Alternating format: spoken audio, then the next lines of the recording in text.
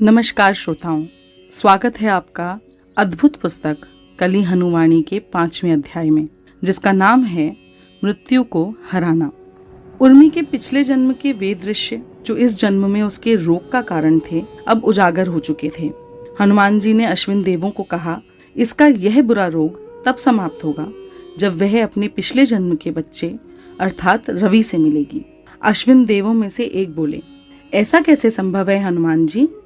उर्मी तो पहले कभी इस जंगल से बाहर भी नहीं निकली है और रवि यहाँ से सैकड़ों मील दूर एक नगर में रहता है। उर्मी रावण के नगर के पास है और रवि राम के नगर के पास। उनकी संस्कृति, भाषा, चाल चलन सब एक दूसरे से भिन्न है। उनमें कोई भी समानता नहीं है। हनुमान जी ने प्रसन्न भाव से उत्तर दिया, उनमें एक तो समानता यह है कि दोनों मेरे भक्त हैं, और इससे बड़ी समानता क्या होगी कि उनकी आत्माएं जुड़वा हैं। अश्विन देवों में से दूसरे ने उत्साह से पूछा, हनुमान जी, तो क्या आप उनको मिलाने के लिए वैसे ही लीला करने वाले हैं जैसे आपने हिमालय से एक पर्वत लंका लाकर की थी? क्या आप उर्मी को उड़ाकर रवि के नगर ले जाने वाले हैं? नहीं। तो क्या उर्मी यहाँ से वहां जाने वाली है? परंतु वह एक साधारण महिला है। हनुमान जी, वह आपकी तरह एक स्थान से दूसरे स्थान पर बिना समय लिए नहीं जा सकती। हाँ, जा सकती है, हनुमान जी ने विस्तृत मुस्कान के साथ कहा। केवल उनकी आत्माओं का मिलना आवश्यक है, उनके तन या मन का मिलना आवश्यक नहीं है। हनुमान जी की योजना थी कि उन दोनों आत्माओं को, यानी च 6 आत्मा और च 7 को स्वप्न लोक में मिलाया जाए और तत्पश्चात यह उन्हीं पर छोड़ा जाए कि वे आगे की यात्रा कैसे तय करना चाहती हैं। मानव संसार वैसे तो अज्ञानी आत्माओं के लिए कारागार की तरह है, परंतु इसमें एक अच्छी बात यह है कि जब मानव तन थक कर सो जाता है तब आत्माएं यहाँ से स्वतंत्र होकर स्वप्न लोक में विचरण कर सकती हैं। जैसे ही तन सोता है, आत्मा स्वप्न लोक को प्रस्थान कर जाती है। आत्मा वैसे तो हर इच्छा को मानव संसार में पूर्ण करने का प्रयास करती है, परंतु जो इच्छा यहाँ पूर्ण करना असंभव है वह स्वप्न लोक में पूर्ण कर लेती है। इच्छाएं कल्पना से जन्म लेती हैं और कल्पनाएं बाहरी संसार के दृश्यों से प्रेरित होती हैं। महेश नाम का एक व्यक्ति अभी अभी एक मित्र के पिता के दाह संस्कार से लौटा है, जिसकी एक दुर्घटना में मृत्यु हो गई थी। दाह संस्कार के दृश्यों से उसके मन में एक चिंता पैदा होती है, यदि मेरे पिता की किसी दुर्घटना में मृत्यु हो गई तो क्या होगा? इससे एक हल्की सी कल्पना प्रेरित होती है।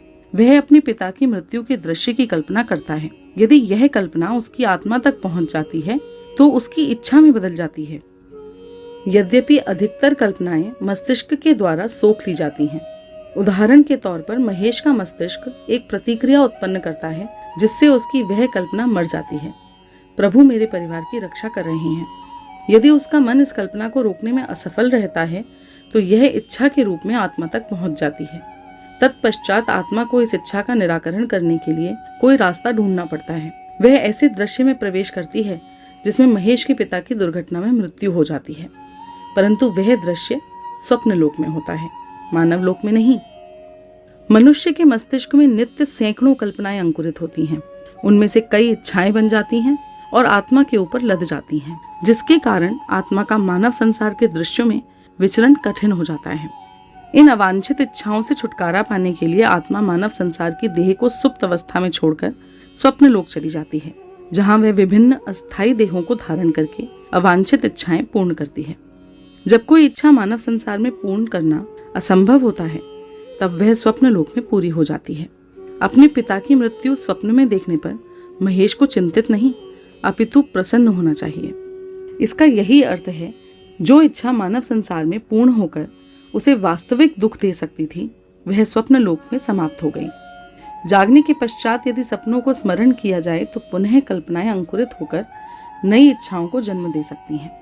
यदि उन कल्पनाओं में से एक कल्पना उसके पिता की दुर्घटना की है तो उसे पुनः वही स्वप्न आ सकता है। जब कोई भक्त प्रभु से मिलन के समीप होता है तब उसकी आत्मा के 2 प्रतिबिंब बन जाते हैं। उर्मी की आत्मा के भी 2 प्रतिबिंब थे, च 6 आत्मा और 7 आत्मा। भाषा की सरलता के लिए हम उन प्रतिबिंबों को अलग अलग आत्माएं कह सकते हैं। च 6 आत्मा उसकी अपनी थी, जो पिछले जन्म में चंद्रा का किरदार जी रही थी, जबकि 7 आत्मा उसे पिछले जन्म में एक साधु ने प्रदान की थी। च 6 आत्मा की जुड़वा आत्मा च 7 थी, जो इस जन्म में रवि नामक एक किरदार को जी रही थी। ये दोनों जुड़वा आत्माएं एक दूसरे से मिलने को तरस रही थीं। मिलन की यह इच्छा मानव लोक में पूर्ण करना असंभव था। इसीलिए उर्मी की आत्मा इस इच्छा को स्वप्न लोक में पूर्ण करने का प्रयास करती आ रही थी।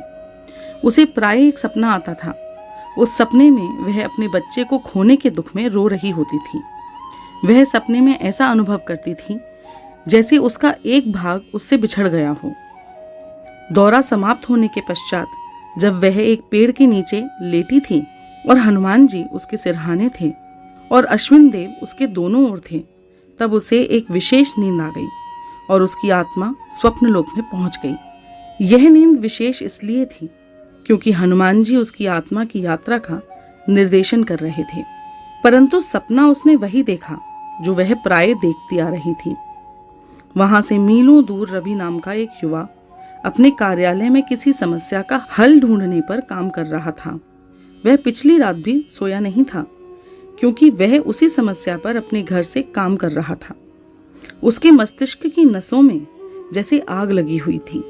उसकी आंखें शुष्क और थकी हुई थीं। उसकी देह से सारी ऊर्जा निकल चुकी थी। कई घंटे के प्रयासों के पश्चात उसे अपनी समस्या के समाधान का एक विकल्प मिला था। वह उसी विकल्प को परख रहा था। एक सकारात्मक परिणाम की आशा के सहारे ही उसका थका हुआ मस्तिष्क किसी तरह जागृत था। परिणाम नकारात्मक निकला। आशा का दीपक बुझ गया और उसे कुर्सी पर ही नींद आ गई। उसे सपना वही आया जो उसे प्राय आता था। उसने एक अनजान महिला को रोते हुए देखा। कहीं ना कहीं उसके मन में यह भाव था कि वह उस महिला के दुख का कारण था।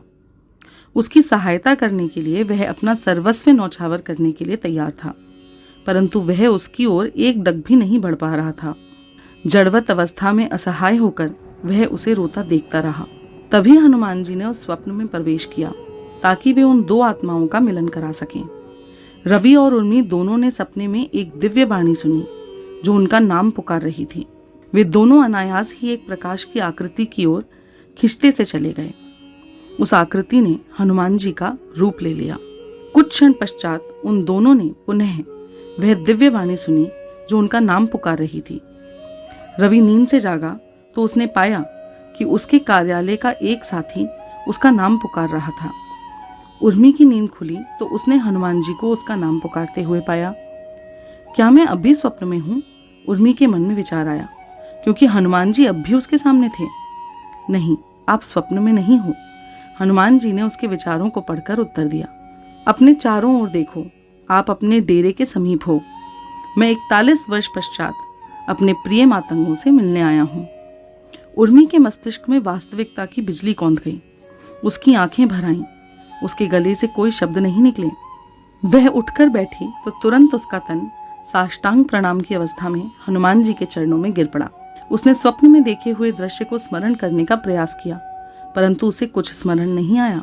एक आत्मा स्वप्न लोक से बहुत ही कम स्मृतियां मानव लोक में लेकर आती है, और जो लाती है वे भी तुरंत नष्ट हो जाती हैं। उठो मेरी बच्ची, अब आपको कभी भी मिर्गी के दौरे नहीं पड़ेंगे, हनुमान जी बोले। उर्मी को कोई विस्तृत जानकारी की आवश्यकता नहीं थी। उसका हृदय कृतज्ञता से, उसका मन आनंद से और उसकी देह एक नई ऊर्जा से भर गई थी। केवल हनुमान जी जानते थे कि उसकी आत्मा 7 और रवि की आत्मा 7 की अदला बदली हो गई थी। अब उसकी देह में जो 2 आत्माएं थीं वे 6 और 7 थीं। पिछले जन्म में उसके बच्चे के साथ हुए हादसे से पहले उसकी जो 13 तारों वाली आत्मा थी, उसी से 6 और 7 नामक प्रतिबिंब बने थे। रवि के भीतर अब 7 आत्मा थी। आत्मा के परिवर्तन से उसके व्यवहार में कोई विशेष परिवर्तन नहीं आया था। वह जागते ही अपने कार्यालय के कार्य में व्यस्त हो गया। उसे नहीं पता था कि उर्मी नामक किसी कबीलाई महिला के साथ उसका कोई पिछले जन्म का संबंध था। देव, आपकी गति तो प्रकाश से भी अधिक है। एक पल पहले आप स्वप्न लोक में थे और अब आप यहाँ पर भी हो। साष्टांग प्रणाम करने के पश्चात जब उर्मी घुटनों के बल हनुमान जी के चरणों में बैठी, तब उसके मुख से ये शब्द निकले, आप भी तो मेरे साथ सपने में थीं और अब आप यहाँ पर भी हो। हनुमान जी ने एक घुटने पर बैठकर पितृवात्सल्य भाव से ये शब्द कहे। हनुमान जी उसे यह रहस्य बताने वाले थे कि आत्मा बिना कोई समय लिए कहीं भी यात्रा कर सकती है। बाधा उत्पन्न होती है कर्म और इच्छा की उन प्रकाश पोटलियों के कारण जो आत्मा के ऊपर लदी होती हैं। इससे पहले कि अपना व्याख्यान शुरू करते, उन्हें वहां पर मृत्यु के देवता यम की उपस्थिति अनुभव हुई। उनकी मुस्कान गंभीरता के भाव में बदल गई। मृत्यु के देवता वहां पर क्यों थे? क्या स्वप्नलोक में कुछ समय पहले आत्माओं की अदला बदली से जो आध्यात्मिक शल्य चिकित्सा हुई थी, उसका कोई दुष्प्रभाव मृत्यु के रूप में प्रकट हो रहा था? क्या उस शल्य चिकित्सा में कोई भूल हो गई थी? हनुमान जी ने अपनी आंखें बंद की और समय के देवता काल व देवी देवताओं से संपर्क साधकर यम की उपस्थिति का उद्देश्य जाना। इस दौरान वे उर्मी के समीप ही रहे। वहां पर दोनों अश्विन देव भी उपस्थित थे जो उर्मी को दिखाई नहीं दे रहे थे। उन दोनों ने यम के पास जाकर उनसे पूछा, हे यम, आप यहाँ पर क्यों हैं? यहाँ पर तो कोई अपनी मृत्यु शैया पर दिखाई नहीं दे रहा। उस आत्मा का परिचय दीजिए जिसको आप मृत्यु का अनुभव देने के लिए यहाँ पर उपस्थित हुए हैं। उर्मी, यम ने भाव रहित स्वर में उत्तर दिया। क्या? दोनों अश्विन देव एक साथ बोले। हे यम, क्या आप देख नहीं रहे हो? और कोई नहीं, स्वयं हनुमान जी उनकी रक्षा कर रहे हैं। वह उनकी शिष्या हैं। आपका यहाँ आने का साहस भी कैसे हुआ? जो भी उसके भाग्य में लिखा है वह तो होना ही है। मुझे नहीं लगता कि हनुमान जी मेरे कार्य में अड़चन पैदा करेंगे, यम ने उत्तर दिया। इस बार उनकी भाव रहित ध्वनि में क्रूरता जान पड़ी। भाग्य? अश्विन देव बलपूर्वक बोले। वह सुरक्षित हनुमान जी की छांव में बैठी है, वही उसका भाग्य है। उसे वह सुरक्षित छाया छोड़नी ही पड़ेगी, यम ने फुफकार कर कहा। वह कैसे मृत्यु को प्राप्त होगी? एक अश्विन देव ने उत्तेजित स्वर में कहा। यह मानव संसार है। यहाँ पर हर घटना का कारण होता है और यहाँ पर हम हर उस कारण को हराने के लिए तैयार हैं जो उसकी मृत्यु को निमंत्रण दे सकता है। भाग्य में जो लिखा है वह होगा ही। मैं यहाँ पर तर्क वितर्क करने नहीं आया हूँ, यम ने उदासीनता पूर्वक कहा और अश्विन देवों से दृष्टि हटाकर उर्मी पर एक दृष्टि डाली। उर्मी हनुमान जी के चरणों में उस प्राग अनुभव की अवस्था में बैठी थी जिसमें मनुष्य अपने तन मन को भूल जाता है। हनुमान जी को अब उन घटनाओं का पता लग गया था जो उर्मी की मृत्यु का कारण बनने वाली थी। उन्होंने उर्मी के कंधों पर हाथ रखकर उसको खड़ा किया। जब उर्मी खड़ी हुई तो भी उसकी आंखें हनुमान जी के चरणों में ही थीं। सिर झुका हुआ था और हाथ जुड़े हुए थे। उसके मुख पर शांति थी और उसके होठों पर हनुमान जी का संबोधन था। उर्मी, आपको एक रहस्य सीखना होगा और बहुत शीघ्र सीखना होगा। हमारे पास समय बहुत कम है, परंतु मुझे विश्वास है कि आप रहस्य सीख जाओगी। हनुमान जी की दृष्टि उर्मी के झुके हुए चेहरे पर थी और हाथ उसके कंधों पर। कम समय उर्मी ने एक क्षण के लिए अपनी दृष्टि ऊपर करके उत्सुकता से पूछा, उधर उस महिला की ओर देखो। हनुमान जी ने कुछ दूरी पर दिखाई दे रही एक कबीलाई महिला जो मातंग नहीं थी की ओर संकेत किया और बोले, उसकी भी आपकी तरह एक नश्वर देह है, परंतु वह मुझे नहीं देख सकती। आप न केवल मुझे देख सकती हो, अपितु मुझसे वार्तालाप भी कर रही हो। इसका क्या कारण है? उर्मी ने उस महिला की ओर देखा, परंतु इससे पहले कि वह कोई उत्तर दे पाती, उसके चिरंजीवी गुरु ने अपने प्रश्न का स्वयं उत्तर दिया। आप एक शक्तिशाली आत्मा हो। आत्मज्ञान ही शक्ति है। आपकी आत्मा इस धरती पर विचरण कर रही करोड़ों आत्माओं से भी शक्तिशाली है। उनमें से कुछ आत्माएं मेरी उपस्थिति को अनुभव तो कर सकती हैं, परंतु आपकी तरह मुझे देख नहीं सकती, मुझसे वार्तालाप नहीं कर सकती। वे एक क्षण के लिए शांत रहे ताकि उर्मी उनके शब्दों पर ध्यान कर सके। उस पक्षी को देखो, हनुमान जी ने पेड़ की एक शाखा से उड़ान भर रहे कबूतर की ओर संकेत करके कहा। यह उड़ सकता है, आप क्यों नहीं उड़ सकती? हाँ, आप उड़ सकती हो। आपकी देह नहीं उड़ सकती क्योंकि इसकी कुछ सीमाएं हैं, परंतु आप एक देह नहीं हो, आप एक आत्मा हो। आप मानव देह को छोड़कर एक पक्षी की देह धारण कर सकती हो और एक अच्छी उड़ान के पश्चात आप पुनः इसी मानव देह में आ सकती हो। उर्मी ने आसमान की ओर देखा। कबूतर ऊंचा उड़ता जा रहा था। आसमान में उड़ने के विचार ने उसे अधिक आकर्षित नहीं किया। एक अलग ही विचार उसके मस्तिष्क में आया। यदि मैं देह बदल सकूं तो मैं इस पृथ्वी के राजा की देह में प्रवेश करना चाहूंगी। मैं उन सबको दंडित करना चाहूंगी जो जंगल को हानि पहुंचाते हैं। मैं ऐसे नियम बनाना चाहूंगी जिनसे मनुष्य के लालच पर लगाम लगाई जा सके और पर्यावरण को बचाया जा सके। नहीं उर्मी, इस जाल में मत फंसो, हनुमान जी बोले। ऐसे विचार मनुष्यों को उनकी देहों से बांध कर रखते हैं। आपने जो अभी अभी सोचा उस पर मैं रोशनी डालता हूँ। आपकी यह धारणा है कि राजा किसी साधारण मनुष्य से अधिक शक्तिशाली होते हैं। जंगल से बाहर रहने वाले मनुष्यों के प्रति आपका पूर्वाग्रह है। आप सोचती हो कि वे लालची और बुरे होते हैं। आपने कहीं से यह सीख लिया है कि सत्ता प्रणाली का एक अहम भाग दंड हो। आपने कहीं से यह सीख लिया है कि सत्ता प्रणाली का एक अहम भाग दंड देना भी है। आपकी यह धारणा है कि पर्यावरण की रक्षा करनी चाहिए। शक्तिशाली, कमजोर, लालची, उदार, दंड, पुरस्कार, रक्षा, विनाश आदि के विचार आपको मानव पहचान और मानव देह में बंधी रखते हैं। हाँ, मानव जीवन को जीते समय इन विचारों से संबंध रखना आवश्यक हो जाता है, किंतु यदि आपको अपनी आत्मा स्वतंत्र करनी है तो आपको हर उस विचार से मुक्ति पानी होगी जो आपको उर्मी नामक महिला की पहचान में बांधती है। उर्मी हनुमान जी द्वारा कहे गए शब्दों का मूल तत्व समझती थी। वह जानती थी कि वे क्या कहना चाह रहे थे। उसका इस बारे में स्वयं का अनुभव भी रहा था। उसने इस अद्वैत भाव को अपने भीतर भी अनुभव किया था। उदाहरण के तौर पर वह अपने समाज के हर नियम का पालन करने और करवाने में विश्वास रखती थी, परंतु उसके साथ साथ वह ऐसा करने की व्यर्थता को भी समझती थी। वह कभी कभी उन साधुओं की तरह अनासक्त भाव में लीन हो जाती थी जो जीवन के विरोधाभासों अर्थात अच्छा बुरा, सही गलत, ऊंचा नीचा आदि से परे शून्य अवस्था में लीन रहते हैं। आपको अपनी आत्मा की शक्ति को पहचानना होगा उर्मी। उन लाखों करोड़ों मनुष्यों की तरह मत रहो जो अपने तन मन के बंदी हैं, हनुमान जी ने कहा। उर्मी न केवल उनके शब्दों को सुन रही थी, अपितु उन शब्दों को अपने निजी अनुभवों से जोड़कर समझ भी रही थी। मैं आपको समर्पित हूँ देव।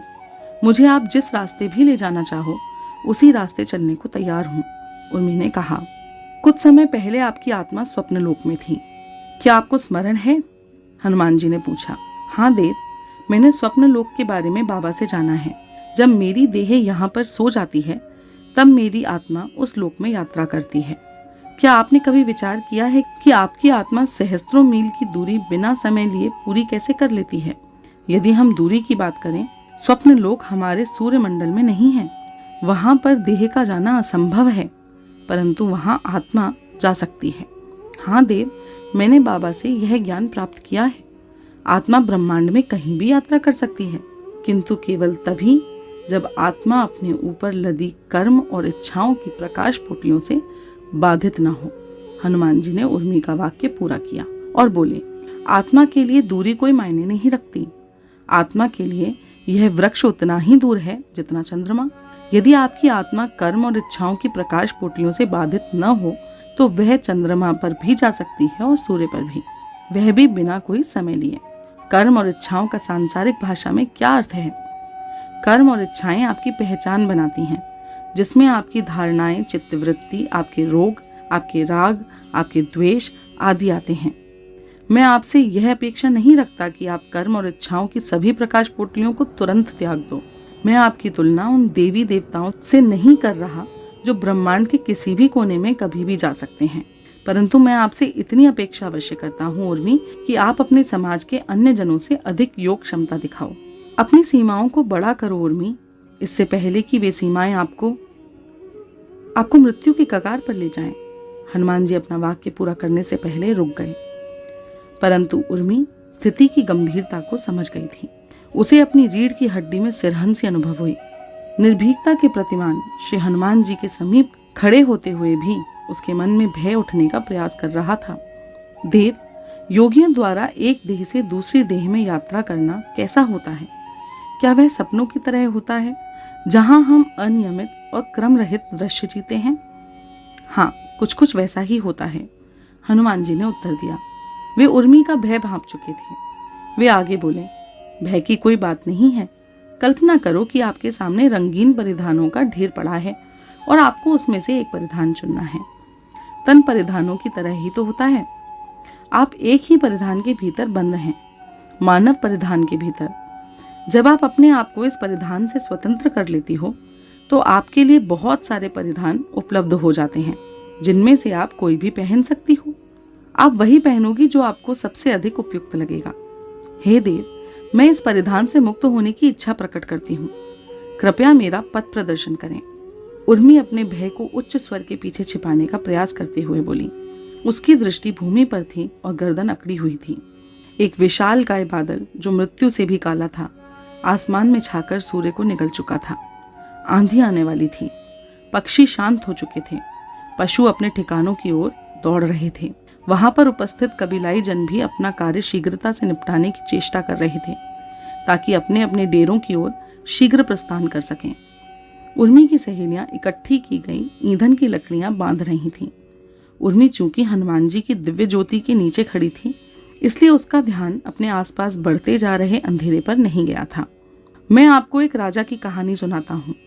हनुमान जी ने गहरे ज्ञान को तुरंत प्रदान करने का उपाय निकाला और बोले, एक राजा का भव्य महल था। वह अन्य राज्यों से मेहमानों को आमंत्रित करके उन्हें अपना महल दिखाता था और इतराता था। यदि उसे अपनी संतान और महल में से एक को चुनना होता तो कदाचित वह अपना महल ही चुनता। इतनी आसक्ति थी उसे वास्तुशिल्प के उस नमूने के प्रति। उसने उस महल को बनवाने में अपने जीवन का अधिकतर भाग व्यय किया था। इतना सुंदर और भव्य घर संसार में कदाचित ही अन्य किसी के पास था। एक दिन एक महात्मा उसके महल में पधारे। जब वे भोजन कर रहे थे तब उन्होंने राजा के कर्म और इच्छाओं का गणित पढ़ा और उसके भविष्य में आ रही विपदा को देखा। उन्होंने राजा को बताया, यह महल आने वाले शनिवार को जलकर राख हो जाएगा। यह अमंगल भविष्यवाणी सुनकर राजा का हृदय बैठ गया और पैर सुन्न हो गए। वह महात्मा के पैरों में पड़कर गिड़गिड़ाने लगा और सहायता की याचना करने लगा। महात्मा ने एक उपाय सुझाया। बोले, यदि आप इस महल को बचाना चाहते हो तो आपको यह महल त्यागना पड़ेगा। आपको इसे पूरी तरह भूलना होगा। शनिवार तक जंगल में जाकर किसी झोपड़ी में रहो। इस महल के बारे में कोई भी विचार आपको छूना भी नहीं चाहिए। राजा रोने लगा। उसे यह उपाय समस्या से भी बदतर लगा। वह उस महल को कैसे त्याग सकता था जो उसे इतना प्रिय था। महात्मा ने राजा की दुविधा को समझा और अपने बताए गए उपाय के पीछे का रहस्य समझाया। बोले, बच्चे की तरह रुदन मत करो। आप एक राजा हो। सोचो, भाग्य में यह लिखा है कि आपका घर जल जाएगा। यह नहीं लिखा कि यह महल ही जलेगा। यदि आप शनिवार तक इस महल को त्याग दो और किसी अन्य स्थान को अपना घर बना लो तो आपका नया घर जलेगा, ये महल नहीं। राजा को अब आशा की किरण दिखाई दी। उसने महात्मा द्वारा सुझाए गए उपाय को अपनाने की बजाय अपना ही एक उपाय ढूंढ निकाला।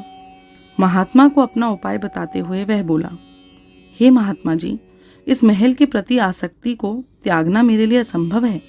मैं जागृत अवस्था में हर पल इसके बारे में ही तो सोचता हूँ। क्यों ना शनिवार को मैं कोई शक्तिशाली मादक पदार्थ ग्रहण कर लूं। मैं गहरी नींद में चला जाऊंगा और आसक्ति की किसी भावना का पैदा होने का प्रश्न ही नहीं उठेगा। तकनीकी रूप से शनिवार को मेरा घर स्वप्नलोक में होगा और मेरा स्वप्नलोक वाला घर ही जलेगा। अधिक से अधिक मुझे एक बुरा सपना आएगा। मेरा मानव संसार का महल सुरक्षित रहेगा। महात्मा ने शांत भाव से कहा, जो हल मैंने आपको बताया है, यदि उससे सरल कोई हल होता तो मैं पहले ही आपको बता देता। मेरा गणित कहता है कि आपका मानव संसार का घर जलेगा, स्वप्नलोक का घर नहीं। यदि आप अपने प्रिय महल को बचाना चाहते हो तो आपको वही करना होगा जो मैंने आपसे कहा है। भोजन करने के पश्चात महात्मा जी ने प्रस्थान किया, परंतु राजा का मन उस महल के विचारों से दूर नहीं हुआ। उसने अपने महल से हर वह चीज हटा दी जिसके कारण आग उत्पन्न हो सकती थी। हर डग पर पानी और रेत का प्रबंध किया गया ताकि आग को रोका जा सके। उसने महल में डग डग पर सैनिकों को तैनात कर दिया ताकि वे अग्नि से लड़ सकें। शनिवार आया और सुबह सवेरे ही उस शत्रु को भी लाया जो महल को जलाकर राख करने वाला था। विधि का विधान देखिए। शत्रु उस रास्ते से आया जिसकी राजा ने कल्पना भी नहीं की थी। आसमान से एक भयानक बिजली पड़ी और न केवल पूरा महल नष्ट हो गया, अपितु महल के स्वामी का दंभ भी नष्ट हो गया।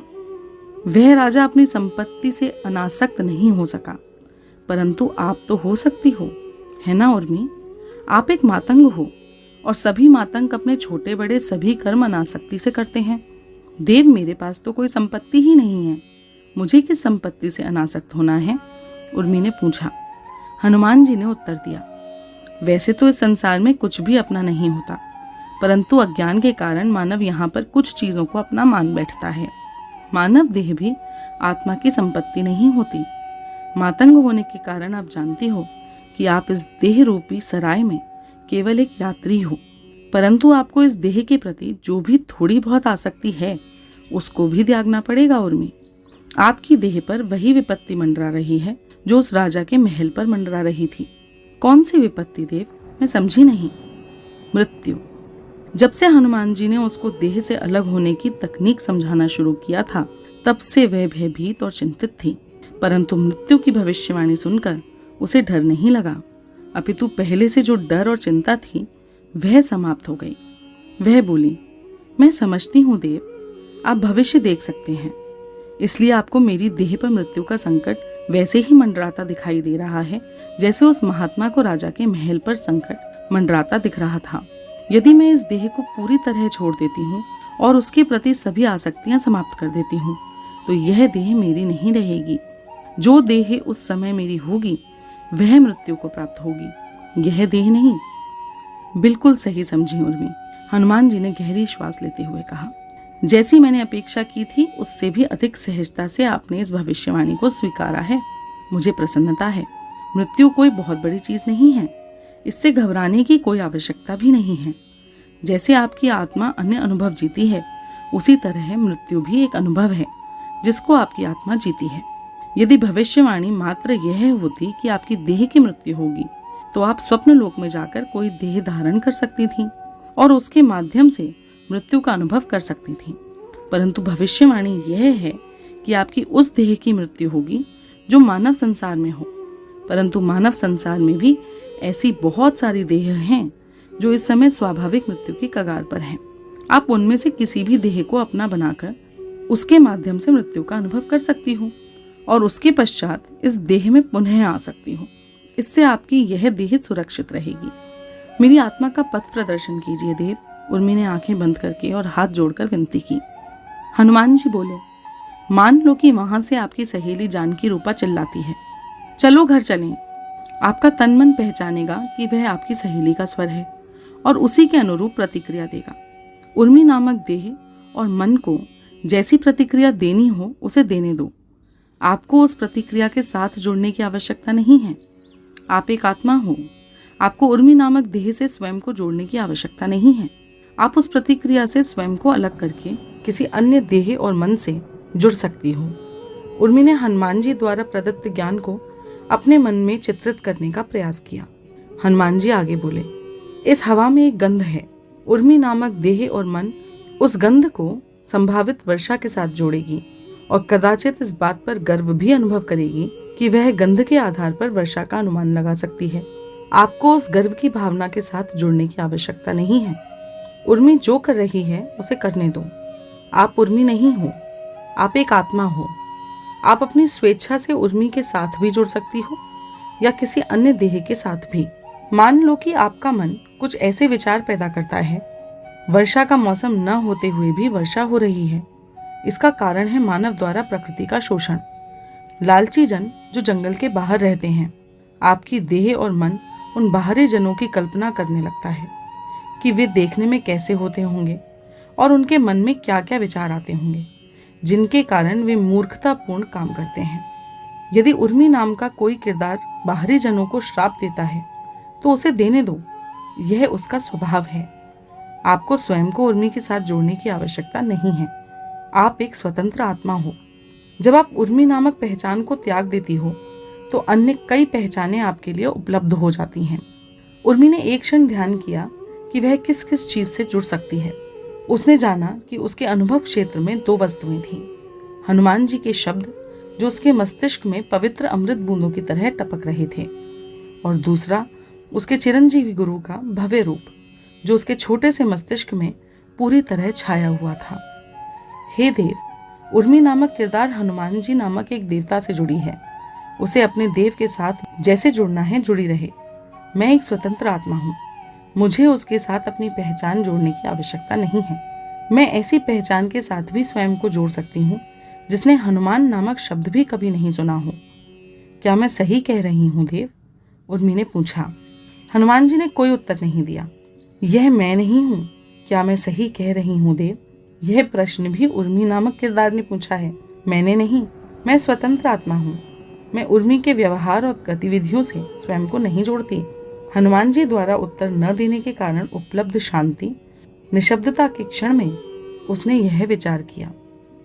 हनुमान जी बोले, ध्यान करो उर्मी, आप इतने सूक्ष्म और विविधतापूर्ण तरीकों से इस संसार को उर्मी के रूप में अनुभव कर रही हो कि आपको स्वयं भी पता नहीं लग रहा है। जैसे मकड़ी के जाले में एक मक्खी फंसी होती है, वैसे ही आप माया के जाल में फंसी हुई हो। एक तार से छुटकारा पाती हो तो दूसरे तार में अटक जाती हो। सबसे पहले तो आप इस विविधता को एक रूपता में बदलो। इसके लिए मेरा मंत्र है राम। इसे आप तब तक जपो जब तक कि आपको हर ओर भगवान राम दिखाई देने लगे। जो भी आपकी इंद्रियों तक पहुंच रहा है, उसके स्रोत में आप राम को देखो। हर कण में आप राम को देखो। हर विचार में राम हो। जो भी चीज आप अनुभव कर रही हो, उसमें राम हो। उर्मी नामक तन मन जो इन सब चीजों को अनुभव कर रही है, उसमें भी राम हो। जब आपके चारों ओर एक रूपता आ जाएगी, तो बाहरी संसार मकड़ी के जाल से परिवर्तित होकर मात्र एक तार रह जाएगा। एक तार से छुटकारा पाना बहुत ही सरल है। मैं अब राम नाम का मंत्र जपूंगा। उर्मी नामक देह उस मंत्र से अभिभूत हो जाएगी। वह राम को हर ओर देखने लगेगी। तब आप अर्थात आत्मा यह स्पष्ट देख सकोगी कि आपको किस चीज से अलग होना है। इस समय एक ओर मकड़ी के जाले जैसा बाहरी संसार है और दूसरी ओर आपकी आत्मा। परंतु राम नाम का मंत्र जपने के पश्चात एक ओर मात्र एक तार जैसा एक रूप संसार होगा और दूसरी ओर आपकी आत्मा। तब आपको केवल उस एक तार से पीछा छुड़ाना होगा। मैं तैयार हूं देव, उर्मी बोली। जैसे ही हनुमान जी ने जाप शुरू किया, राम नाम की आध्यात्मिक ध्वनि से पूरा वातावरण सराबोर हो गया। परंतु वह ध्वनि केवल उर्मी और वहां पर उपस्थित अन्य देवों को सुनाई दे रही थी। शेष सभी ने केवल तेज हो रही हवा की ध्वनि सुनी, जो किसी भी क्षण अंधड़ का रूप लेने वाली थी। जैसे ही राम नाम की ध्वनि की पहली तरंग उर्मी के कानों में पड़ी, उसकी देह से सारा तनाव समाप्त हो गया। उसके हाथ जो पहले जुड़े हुए थे, अब विश्राम की अवस्था में आ गए। उसकी आंखें धीरे धीरे ऐसे खुली जैसे कोई कोपल खिल रहा हो। उसका झुका हुआ सर धीरे धीरे ऐसे उठा जैसे क्षितिज पर सूर्य उदय हो रहा हो। राम नाम का हर शब्द जो उसके कान में पड़ रहा था, उसके तन मन में ही नहीं अपितु उसके बाहर भी परिवर्तन ला रहा था। उसकी आंखों के सामने उपस्थित दृश्य के कण कण में राम जी की छवि समाती जा रही थी। कुछ पल पश्चात उसे उस राम नाम के जाप का स्रोत भी दिखाई देना बंद हो गया। हनुमान जी की आकृति जो राम नाम का जाप कर रही थी, भी दृश्य में उपस्थित हर कण की तरह राम की छवि में तब्दील हो गई। जब हनुमान जी ने 7वीं बार राम बोला, तब उन्होंने देखा कि उर्मी की आत्मा उसकी देह से अलग हुई। उन्होंने 8वीं बार राम नहीं बोला, उन्होंने उर्मी का नाम बोला ताकि वह अपनी देह में वापस आ सके। उसकी देह में ऐसी क्रिया हुई जैसे वह गहरी नींद से अचानक उठी हो। क्या मैं अपने देह से बाहर की यात्रा करके लौटी हूँ? क्या मैंने अभी अभी अपनी देह का त्याग किया था? उर्मी ने विचार किया। बहुत अच्छे। चिरंजीवी गुरु हनुमान जी ने उसकी प्रशंसा की। यदि मेरी आत्मा वापस देह में नहीं लौटती तो क्या होता देव? मेरी मृत्यु? उर्मी ने पूछा। उसके माथे पर पसीना और होठों पर सूखापन यह बता रहा था कि उसकी देह ने अचानक आत्मा के चले जाने पर भय की प्रतिक्रिया दी थी। हनुमान जी ने उत्तर दिया, उसके बारे में सोचना आपका काम नहीं है उर्मी। आप एक आत्मा हो। यह देह अपनी रक्षा स्वयं कर सकती है। जहां तक मैं देख सकता हूं, आत्मा की अनुपस्थिति में यह देह मृत्यु को प्राप्त नहीं होगी। हाँ, आपकी आत्मा की इस देह में उपस्थिति अवश्य इसकी मृत्यु का कारण बन सकती है। राजा के महल की कहानी स्मरण है ना? उर्मी हाथ जोड़कर, सर झुकाकर और भय को मन से भगाने का प्रयास करते हुए बोली, मुझे केवल उत्सुकता है देव। जब मेरी देह अभी अभी आत्मा रहित हुई, तब उसके साथ क्या हुआ यह मुझे स्मरण नहीं है। ना ही मुझे यह स्मरण कि मेरी आत्मा इस देह से बिछड़कर कहाँ गई थी। आप तो मेरी देह को देख रहे थे। आप तो जानते होंगे कि मेरी देह ने कैसा व्यवहार किया और मेरी आत्मा कहाँ गई थी। मेरी आत्मा ने इस देह से बिछड़कर कौन से दृश्य जिए। मुझे कुछ स्मरण क्यों नहीं आ रहा है। क्या आपको सभी सपने स्मरण रहते हैं उर्मी? हनुमान जी ने पूछा और तत्पश्चात स्वयं ही उसका उत्तर भी दे दिया। नहीं, जब कोई आत्मा बाहर की यात्रा करके पुनः आती है, चाहे वह स्वप्न लोक की यात्रा हो या मानव लोक, वह या तो बिल्कुल भी स्मृतियां नहीं लाती या थोड़ी बहुत स्मृतियां लाती है। जैसे कोई यात्री जब लंबी तीर्थ यात्रा पर जाता है तो यह उसी पर निर्भर करता है कि वह अपने परिवारीजनों को पत्र लिखकर अपनी यात्रा के अनुभव को बताता है या नहीं बताता है। जब आपकी आत्मा ने आपकी देह को छोड़ा तब मैंने आपकी देह में कोई विशेष परिवर्तन नहीं देखा। आपकी आत्मा केवल कुछ क्षणों के लिए बाहर गई थी। यदि लंबे समय के लिए भी बाहर गई होती तो भी आपकी देह में कोई विशेष परिवर्तन नहीं दिखाई देता। देव, यदि मेरी आत्मा एक लंबे समय के लिए इस देह से बाहर रहेगी तो क्या यह देह आत्मा रहित रहेगी? हो सकता है आपकी देह में कोई दूसरी आत्मा आ जाए, परंतु देव, मेरा इस देह से निकलने का प्रयोजन इस देह को मृत्यु से बचाना है। यदि मैं इस देह में लौटकर ही ना आ पाई तो फिर इस सब का क्या प्रयोजन? उर्मी ने पूछा। वह अभी तक अपने भय से बाहर नहीं निकल पाई थी। आप लौटकर आओगी उर्मी? हनुमान जी ने शांत स्वर में कहा। आपकी आत्मा पूरी तरह स्वतंत्र नहीं है। आपकी आत्मा पर कर्म और इच्छाओं की प्रकाश पोटलियां लदी हुई हैं। अभी आपको उनमें से कुछ पोटलियां त्यागनी हैं ताकि आपके लिए उर्मी के अलावा अन्य देह उपलब्ध हो जाएं। यदि आप सभी कर्म और इच्छाओं का त्याग कर दोगी तो आप शून्य हो जाओगी, आप मोक्ष को प्राप्त हो जाओगी। और यदि आप अपनी इच्छा के अनुसार प्रकाश पोटलियों की घटत और बढ़त कर सकोगी तो आप देवत्व को प्राप्त हो जाओगी। मैं आने वाले दिनों में आप सब मातंगों को वह ब्रह्म ज्ञान दूंगा जिससे आपका अपनी आंतरिक शक्तियों से परिचय होगा। इस समय आपके लिए इतना पर्याप्त है कि आप उर्मी की पहचान से स्वयं को अलग कर लो और एक दूसरी पहचान धारण कर लो जो मैं आपके लिए उपलब्ध करा रहा हूँ। इससे आप अपने ऊपर मंडरा रही मृत्यु को हरा सकोगी। आपकी आत्मा एक गाय की तरह है जिसे अभी एक खूंटे से दूसरे खूंटे पर स्थानांतरित होना है। इससे पहले कि हनुमान जी अपना संवाद निष्कर्ष पर पहुंचाते, उर्मी की सहेली जानकी रूपा ने दूर से ही पुकार लगाई, उर्मी चलो घर चलते हैं। उर्मी के अलावा वहां पर किसी को भी हनुमान जी दिखाई नहीं दे रहे थे। उर्मी ने निर्देश पाने के लिए हनुमान जी की ओर देखा। जाओ उर्मी, हनुमान जी बोले, परंतु जैसे ही आपको राम नाम का जाप सुनाई दे तो वही करना जो मैंने आपको सिखाया है। उसने अपने रक्षक और चिरंजीवी गुरु हनुमान जी को प्रणाम किया। जहां पहले उसके अंतर्मन में भय था वहां पर अब श्रद्धा ने जगह बना ली थी। वह धीरे धीरे अपनी सहेलियों की ओर बढ़ी और कदाचित अपनी मृत्यु की ओर भी। हनुमान जी विपरीत दिशा में मुड़कर मृत्यु के देवता की ओर बढ़े। हे यम, आश्चर्य आपका नियम है, तो भी मैं कहूंगा कि आपको मेरे शिष्यों के डेरे के पास देखकर मुझे आश्चर्य हुआ। हनुमान जी ने नश्वर जीवों में सबसे अधिक भय पैदा करने वाले मृत्यु के देवता का अभिवादन करते हुए कहा, हनुमान जी, मेरा कार्य सरल करने के लिए धन्यवाद। अश्विन देव कयास लगा रहे थे कि आप मेरे कार्य में बाधा बनेंगे, परंतु मुझे विश्वास था कि आप उर्मी के भाग्य के सामने दीवार बनकर खड़े नहीं होंगे। यम ने अश्विन देवों की ओर अपनी व्यंग्यात्मक मुस्कान के तीर चलाते हुए कहा। हनुमान जी ने एक बालक की तरह अनभिज्ञता जताते हुए कहा, क्यों, उर्मी के साथ क्या होने वाला है? क्या आप उस बेचारी कन्या को मृत्यु का अनुभव देने के लिए यहाँ पर उपस्थित हुए हैं? हवा धीरे धीरे अब अंधड़ का रूप लेने लगी थी। आप सब कुछ जानते हैं हनुमान जी, आप यह जताने का प्रयास मत कीजिए कि आप कुछ नहीं जानते। यम ने अपनी अशुभ दृष्टि उर्मी पर गड़ाते हुए कहा। क्या वह मृत्यु को प्राप्त होने वाली है? कैसे? हनुमान जी ने अपनी लीला जारी रखी और यम की दृष्टि का पीछा करते हुए उन्होंने भी उर्मी की ओर देखा। उनका अंतिम शब्द अंधड़ का रूप ले चुकी हवा की गर्जन में गुम हो गया। यम की दृष्टि एक पेड़ पर टिकी हुई थी। ठीक 11 पल पश्चात उर्मी उस पेड़ के नीचे से गुजरने वाली थी। हवा के झोंके से उस पेड़ की एक बड़ी टहनी टूटकर सीधे उर्मी के सिर पर गिरने वाली थी। भाग्य में उसकी मौत उसी टहनी के द्वारा लिखी हुई थी। यम के अंधेरे से भी काले कपड़ों के बीच चमक रही उसकी मुस्कान ने उर्मी के जीवन की उल्टी गिनती शुरू कर दी थी। हनुमान जी ने अपने डग यम से दूर उर्मी की ओर बढ़ाए और साथ ही अपने प्रभु श्री राम के नाम का जाप शुरू कर दिया। सबको केवल अंधड़ की गर्जना सुनाई दे रही थी, जबकि उर्मी के कानों में राम नाम का मंत्र पहुंच चुका था।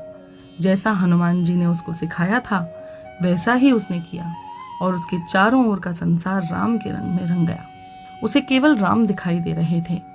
कांपते हुए पेड़ों और कंपन की घटना में, गरजती हुई हवा, गर्जन की घटना में, भयभीत पशु पक्षियों और भय की घटना में, उड़ती हुई धूल और उड़ान की घटना में, उसकी स्मृति में उपस्थित देवी देवता और दिव्यता की अवधारणा में, उसकी अपनी देह में और देह के बाहरी संसार से अलग होने की अनुभूति में, उसके चलने की घटना में, उसके रुकने की घटना में, हर जगह राम ही राम थे। 10वां पल गुजरते ही पूरा संसार उसके लिए राम नाम का एक बड़ा चित्र बन गया था और 11वें पल में उसकी आत्मा ने उस चित्र से भी मुक्ति ले ली थी। भाग्य को छला जा चुका था। पेड़ की टहनी जो गिरकर उर्मी की मृत्यु का कारण बनने वाली थी, गिरी ही नहीं। यम ने देखा कि उर्मी की देह एक पल के लिए उस पेड़ के नीचे ठहरी और तत्पश्चात बिना किसी हानि के आगे बढ़ गई। हनुमान जी ने संतोष की मुस्कान बिखेरी। उर्मी की आत्मा उसकी देह रूपी घर से अलग हो गई थी, ठीक वैसे ही जैसे उस कहानी में राजा को अपने महल से अलग होना था। काल काल, यम क्रोध से चिल्लाए। समय के देवता काल प्रकट हुए। काल ने हाथ जोड़कर यम को बताया, यम मेरे भाई, मेरा गणित मिथ्या नहीं था। उर्मी की मृत्यु का अनुभव 11वें पल शुरू होने वाला था, परंतु उसकी आत्मा। यम ने काल के कथन को पूरा नहीं होने दिया। उसने बलपूर्वक वायु के देवता पवन का नाम पुकारा, जो एक क्षण पश्चात प्रकट हुए। उन्होंने अपना पक्ष रखा। मुझे टहनी गिराकर उर्मी की आत्मा के लिए मृत्यु का अनुभव शुरू करना था, परंतु मैं क्या करता, उसकी आत्मा तो वहां पर थी ही नहीं। यम चिल्लाया, थी ही नहीं का क्या अर्थ है? वह पेड़ के नीचे से होकर ही तो गुजरी है। शांत हो जाओ यम, वह वहां नहीं है, वह तो केवल उसकी देह है, पवन देव ने शांतिपूर्वक कहा। यम तब जाकर शांत हुए जब उन्हें पता चला कि उर्मी की आत्मा भाग्य के अनुसार मृत्यु का अनुभव प्राप्त कर रही थी, परंतु उर्मी की देह में नहीं, अपितु राम नारायण नामक एक वृद्ध की देह के साथ जुड़कर। यही तो उसके भाग्य में लिखा था कि उसे मृत्यु का अनुभव जीना था। राम नारायण उस जंगल से बहुत दूर एक वृद्धाश्रम में अंतिम श्वास ले रहा एक वृद्ध था। उसकी देह पूरी तरह मृत नहीं हुई थी, परंतु उसकी आत्मा देह को त्याग कर अपनी वह इच्छा पूरी करने निकल चुकी थी जो उस देह में रहकर कभी पूरी नहीं हो पाती। उसकी अपूर्ण इच्छा थी परिजनों का प्रेम पाना। उसके परिवार ने उसे वृद्धावस्था में त्याग दिया था और उसकी यह इच्छा उसके स्वयं के परिवार के साथ पूर्ण होना असंभव थी। हनुमान जी के द्वारा की गई व्यवस्था के अनुसार जैसे ही उर्मी की आत्मा अपनी देह से अलग हुई, उसी समय राम नारायण की आत्मा उर्मी की देह के साथ जुड़ गई। उसकी सहेलियों ने उसकी देह में कोई परिवर्तन नहीं देखा। उसकी सहेली जानकी रूपा तेज हवा के कारण संतुलन खो बैठी और उसके सर के ऊपर से रखा लकड़ी का गट्ठर नीचे गिर गया। उर्मी ने अपनी सहेली को उसका गट्ठर उठाने में सहायता की। ऐसा करते समय उसकी देह ने ऐसी कोई विशेष प्रतिक्रिया नहीं की जिससे यह पता चलता कि उसमें कोई पराई आत्मा प्रविष्ट कर चुकी है। एक आत्मा अपनी धारण की हुई पहचान से जानी जाती है, अर्थात उस देह और मन से जानी जाती है जिसके साथ वह जुड़ी होती है। राम नारायण की आत्मा ने उर्मी की पहचान धारण कर ली थी। अब उर्मी के मित्र और परिजन उसके अपने मित्र और परिजन हो गए थे। यदि आत्मा के किसी अन्य देह में प्रविष्ट होने पर देह में कोई असामान्यता आती भी है तो वह केवल किसी आत्मज्ञानी को दिखाई दे सकती है, किसी सामान्य मनुष्य को नहीं। मातंगों में बाबा आत्मज्ञानी थे, इसीलिए जैसे ही उर्मी की देह उसके घर पहुंची तो बाबा ने उससे पूछा, आप कौन हो? मैं उर्मी हूँ बाबा, आप क्यों पूछ रहे हैं? उर्मी ने आश्चर्य से प्रश्न किया। कुछ समय पश्चात हनुमान जी ने बाबा को पूरी घटना का विवरण दिया। राम नारायण की आत्मा ने उर्मी की देह के साथ जुड़कर अपनी अंतिम इच्छा को पूरा किया और उर्मी की आत्मा ने राम नारायण के देह के साथ जुड़कर अपने भाग्य में लिखा मृत्यु का अनुभव जिया। जब उर्मी की आत्मा वापस उर्मी की देह में आई तो मृत्यु के अनुभव के बारे में कुछ धूमिल स्मृतियां अपने साथ लाई। उसके मस्तिष्क ने उन स्मृतियों के आधार पर निष्कर्ष निकाला कि उसने कोई बुरा सपना देखा था।